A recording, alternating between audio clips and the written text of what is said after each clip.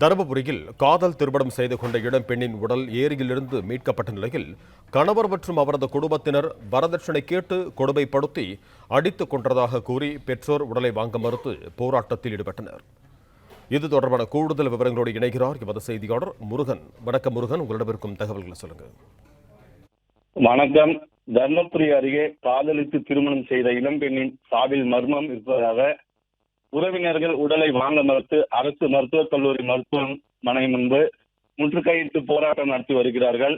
தர்மபுரி மாவட்டம் நல்லம்பள்ளி பகுதியைச் சேர்ந்த மகாலிங்கம் எழிலரசி என்பவரின் மகன் ஜேசிபி ஓட்டுநரான பரத் என்பவருக்கும், பொம்படி அருகே தாசரலி கிராமத்தைச் சேர்ந்த கூலி தொழிலான பாலன் முருகவேணி தம்பியரின் மகள் ஸ்ரீபிரியா என்பவரும் காதலித்து பெற்றோரின் எதிர்ப்பையும் மீறி கடந்த 2019 ஆண்டு திருமணம் செய்து கொண்டனர். இந்த நிலையில் இவர்களுக்கு 2020 ஆண்டு பெண் குழந்தை பிறந்த நிலையில் 3 மாதங்களிலேயே உடல்நலக் குறைவால் இறந்துள்ளது. அதனைத் தொடர்ந்து இரண்டாவதாக இவர்களுக்கு 2012 ஆண்டு பெண் குழந்தை பிறந்த நிலையில் குழந்தைக்கு காதணி விழா நடத்த ஏற்பாடு செய்யப்பட்டுள்ளது.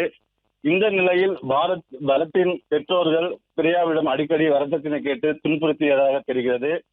இந்த நிலையில் கணவன் மனைவி இருவருக்கும் அடிக்கடி தகராறு நடந்த நிலையில் கடந்த 4ஆம் தேதி வாக்குவாதம் முற்றவே மனைவியை அடித்து துன்புறுத்தியுள்ளார்.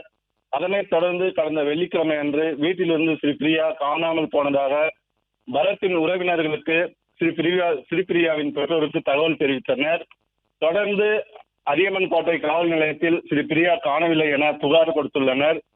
தொடர்ந்து ஸ்ரீபிரியாவின் பெற்றோர்கள் மற்றும் உறவினர்கள் காவல் நிலையத்தை முற்றுகையிட்டு அதனைத் தொடர்ந்து சனிக்கிழமை அன்று தர்மபுரி நகர பகுதியை ஒட்டியுள்ள ராமக்கால் ஏரியில் ஸ்ரீபிரியா உடலை மீட்டு தருமபுரி அரசு மருத்துவக் கல்லூரி மருத்துவமனைக்கு பிரேத பரிசோதனைக்காக காவல்துறையினர் அனுப்பி வைத்துள்ளனர்.